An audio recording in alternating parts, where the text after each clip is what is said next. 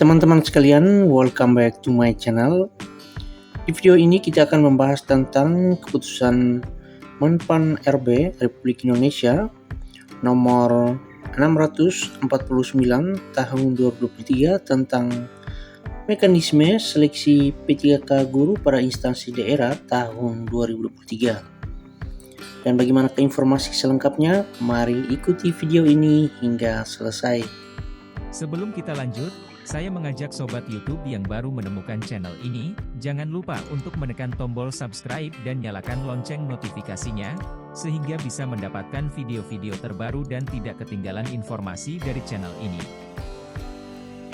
Inilah keputusan Menpan RB Republik Indonesia nomor 649 tahun 2023 tentang mekanisme seleksi pegawai pemerintah dengan perjanjian kerja untuk jabatan fungsional guru pada instansi daerah tahun anggaran 2023. Dan ini tentunya yang ditunggu-tunggu teman-teman sekalian terkait mekanisme seleksi P3K, khususnya P3K guru tahun 2023. Dan ini kita langsung skip saja, kita langsung pada poin intinya.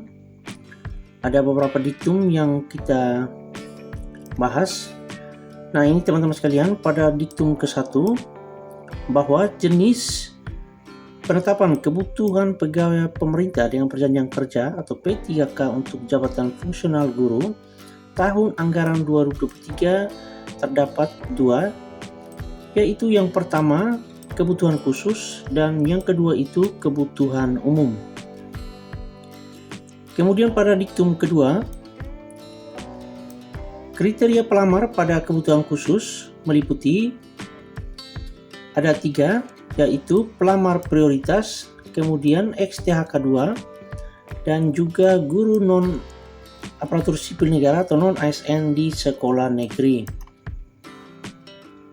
Kemudian pada diktum ketiga, pelamar prioritas sebagaimana dimaksud pada diktum kedua huruf A. Ini pelamar prioritas adalah peserta yang memenuhi nilai ambang batas pada seleksi P3K jabatan fungsional guru tahun 2021 dan belum pernah dinyatakan lulus pada seleksi P3K guru periode sebelumnya. Kemudian kita lanjut pada diktum keempat yang menyatakan bahwa XTHK2 sebagaimana dimaksud pada diktum kedua yang tadi pada huruf B adalah XTHK2 yang terdaftar dalam pangkalan data atau database XTHK2 pada Badan Kepegawaian Negara atau BKN. Kemudian yang dimaksud daripada guru non ASN di sekolah negeri yaitu pada diktum kedua huruf C adalah guru non ASN di sekolah negeri yang terdaftar di data pokok pendidikan atau Dapodik Kementerian Pendidikan, Kebudayaan, Riset dan Teknologi dan memiliki masa kerja paling rendah 3 tahun. Jadi teman-teman sekalian, untuk kriteria pelamar pada kebutuhan khusus terdapat 3, yaitu pelamar prioritas, XTHK2 dan juga guru non ASN sekolah negeri yang masa kerjanya paling rendah 3 tahun.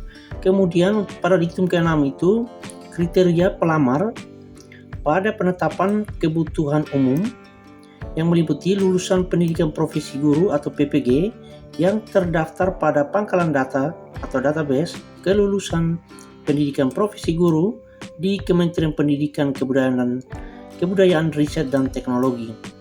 Kemudian yang kedua itu guru yang terdaftar di Dapodik Kementerian Pendidikan, Kebudayaan, Riset dan Teknologi. Jadi untuk pelamar pada penetapan kebutuhan umum itu terdapat 2, yaitu bagi lulusan PPG dan juga guru yang terdaftar di Dapodik.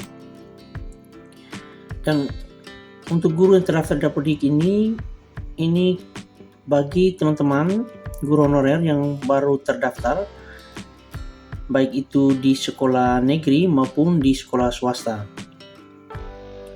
Kemudian kita lanjut pada diktum ke-7, yaitu pelamar pada seleksi P3K jabatan fungsional guru tahun anggaran 2023 wajib memiliki kualifikasi pendidikan dengan jenjang paling rendah sarjana atau diploma 4 dan atau sertifikat pendidik dengan merujuk pada Surat Edaran Direktur Jenderal Guru dan Tenaga Kependidikan Kementerian Pendidikan, Kebudayaan, Riset dan Teknologi dengan nomor sekian pada tanggal 24 Mei 2023 tentang kualifikasi akademik dan sertifikat pendidik dalam pendaftaran seleksi pegawai pemerintah dengan perjanjian kerja untuk jabatan fungsional guru tahun 2023. Kemudian yang ke-8, kualifikasi pendidikan dan atau kompetensi pendidik bagi pelamar seleksi P3K Guru tahun anggaran 2023 sebagaimana dimaksud pada diktum ke-7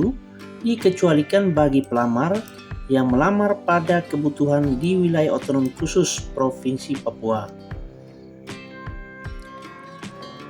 Kemudian yang ke-9, kualifikasi pendidikan dan atau kompetensi pendidik sebagaimana dimaksud pada diktum ke-8 untuk guru pada taman kanak-kanak, sekolah dasar, pendidikan kesetaraan program paket A, dan bentuk lain yang sederajat paling rendah lulusan pendidikan menengah atas atau sederajat dan telah mengikuti pendidikan guru selama 2 tahun. Kemudian yang ke-10, dalam hal terdapat pelamar dengan kualifikasi pendidikan dan atau kompetensi pendidik sebagaimana dimaksud pada diktum ke-9 yang dinyatakan lulus seleksi P3K Guru tahun anggaran 2023, instansi wajib meningkatkan kualifikasi akademik guru ke jenjang sarjana atau diploma 4. Kemudian diktum yang ke-11 ini menyangkut penyandang disabilitas. Kita lanjut pada diktum ke-12. Nah, untuk diktum ke-12 ini kita lihat teman-teman, pelamaran lowongan kebutuhan P3K Guru tahun anggaran 2023 didahulukan secara berurutan.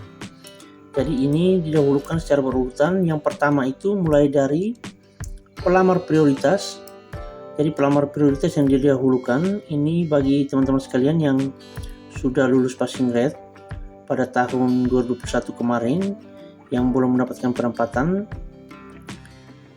dan juga teman-teman yang belum lulus juga bagi di tahun 2021 kemarin yang mengikuti seleksi di tahun 2021. Kemudian dilanjutkan pada teman-teman yang XTHK 2, kemudian diikuti oleh guru non ASN yang di sekolah negeri yang masa kerjanya kurang lebih 3 tahun. Kemudian dilanjutkan dengan pelamar umum dan diikuti oleh pelamar umum. Jadi untuk pelamar umum ini bagi teman-teman sekalian yang terdaftar di Dapodik atau teman-teman yang baru. Kemudian pada diktum ke-13, nah ini seleksi P3K Guru terdiri dari seleksi administrasi dan seleksi kompetensi. Ini masih sama seperti tahun-tahun kemarin. Ada seleksi administrasi dan juga seleksi kompetensi. Kemudian untuk seleksi kompetensi yang dimaksud ini pada diktum ke-13 yang tadi, yaitu terdiri dari seleksi kompetensi teknis, kompetensi manajerial, dan seleksi kompetensi sosial kultural. Jadi ini jelas teman-teman sekalian, seleksi P3K Guru di tahun 2023 ini meliputi seleksi kompetensi teknis, manajerial, dan juga sosiokultural seperti tahun-tahun sebelumnya. Kemudian diktum ke-15, seleksi P3K Guru sebagaimana dimaksud pada diktum ke-13 dilakukan dengan mempertimbangkan integritas dan moralitas yang dilaksanakan dengan wawancara. Kemudian yang ke-16 itu seleksi kompetensi sebagaimana dimaksud pada diktum ke-14 dan wawancara sebagaimana dimaksud pada diktum ke-15 dilaksanakan menggunakan sistem komputer assisted test atau CAT yang diselenggarakan oleh BKN. Jadi ini dilakukan menggunakan CAT seperti seleksi CPNS dan juga P3K di tahun 2021. Berbeda dengan tahun kemarin 2022 yang ada juga tes observasi, yang ada penilaian dari kepala sekolah, pengawas, dan sebagainya.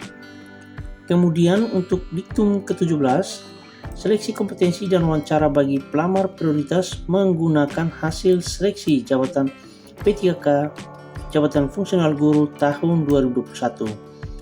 Kemudian yang ke-18, instansi daerah dapat melaksanakan seleksi kompetensi teknis tambahan selain CAT BKN.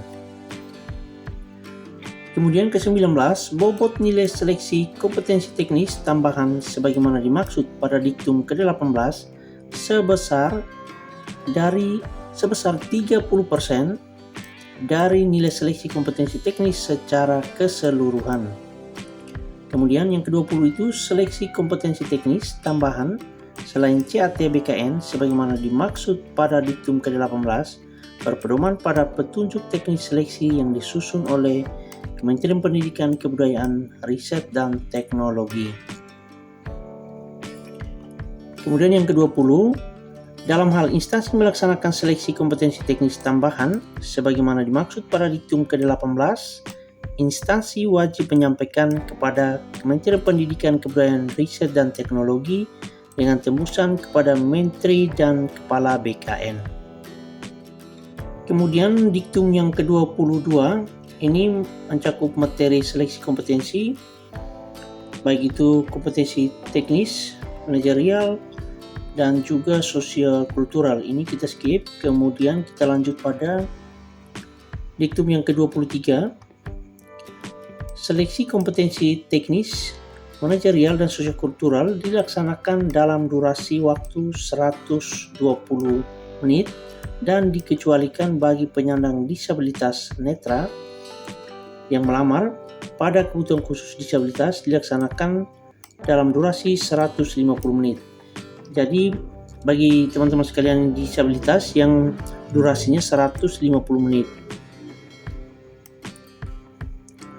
Kemudian diktum yang berikut, wawancara dilaksanakan dalam durasi waktu 10 menit dan dikecualikan bagi penyandang disabilitas netra yang melamar pada kebutuhan khusus disabilitas dilaksanakan dalam durasi 15 menit.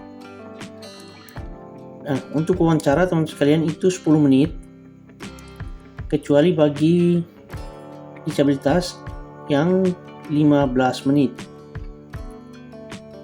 Kemudian yang berikut, jumlah keseluruhan soal seleksi kompetensi dan wawancara adalah 145.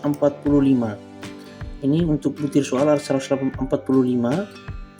Untuk seleksi kompetensi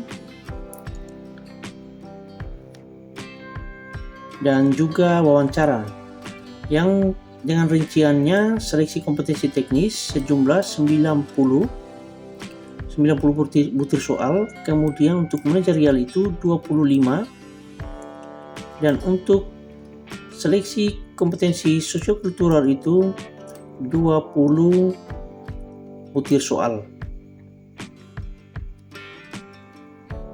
Dan untuk wawancara 10 butir soal. Kemudian kita lanjut. Diktum ke-26 ini menyangkut pembobotan nilai. Yang pertama itu untuk materi soal seleksi kompetensi teknis bagi pelamar pada kebutuhan khusus, bobot jawaban benar paling rendah 1 dan nilai paling tinggi itu 5, serta soal tidak terjawab bernilai 0. Kemudian yang kedua, untuk materi soal seleksi kompetensi teknis bagi pelamar pada kebutuhan umum, bobot jawaban benar bernilai 5 dan jawaban salah atau soal tidak terjawab bernilai 0.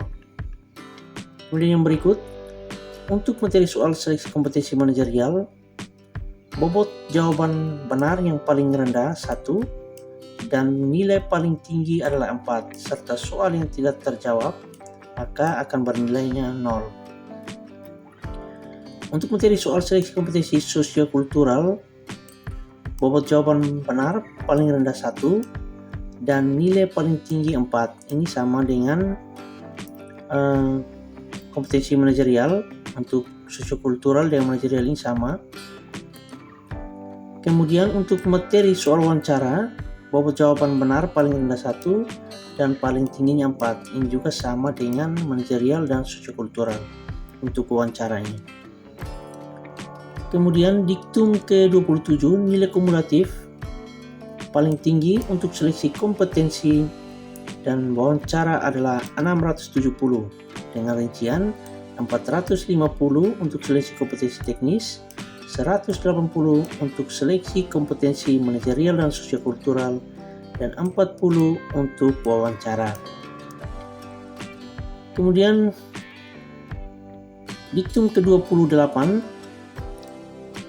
bahwa nilai ambang batas seleksi kompetensi dan wawancara adalah nilai minimal yang harus dipenuhi oleh setiap peserta seleksi pada penetapan kebutuhan umum.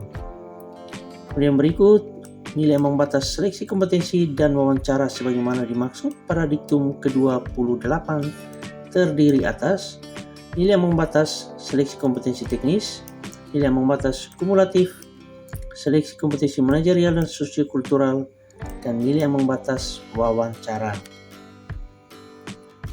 Kemudian yang ke-30, penetapan nilai ambang batas sebagaimana dimaksud pada diktum ke-28 yaitu nilai untuk seleksi kompetensi teknis sebagaimana tercantum pada lampiran yang merupakan bagian tidak terpisahkan dari keputusan menteri ini. Kemudian yang kedua, 117 untuk seleksi kompetensi manajerial dan sosiokultural. Kemudian yang ketiga itu 24 untuk wawancara. Jadi ini menyangkut penetapan nilai ambang batas. Untuk kompetensi teknisnya nanti kita lihat sama-sama teman-teman sekalian, nanti ada pada lampiran.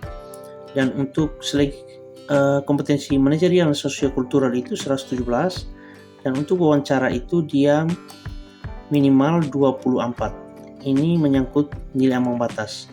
Jadi teman-teman sekalian harus memiliki 24 untuk wawancara. Kemudian manajerial sosiokultural 117.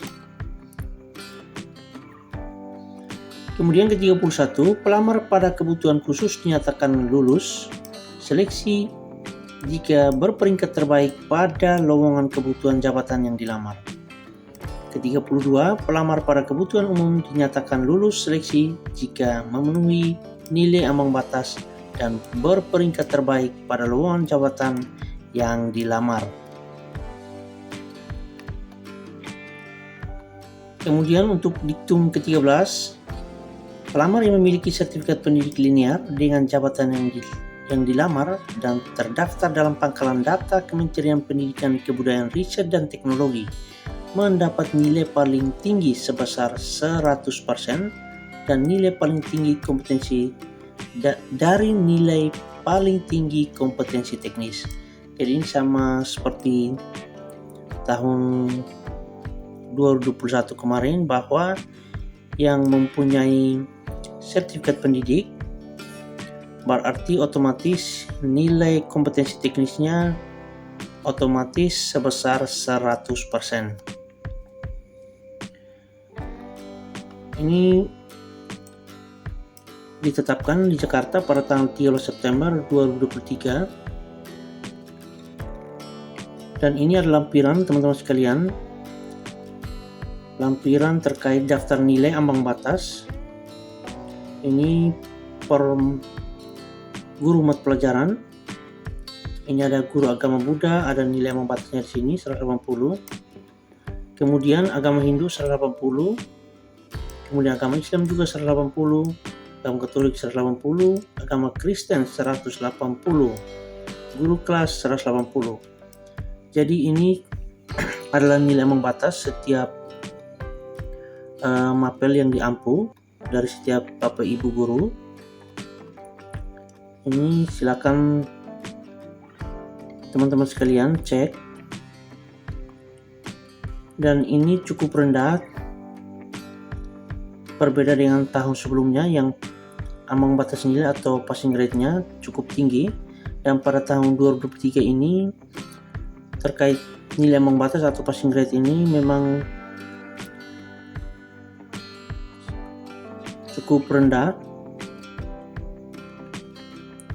Ini silakan teman-teman cek setiap mata pelajaran yang diampu dari teman-teman sekalian.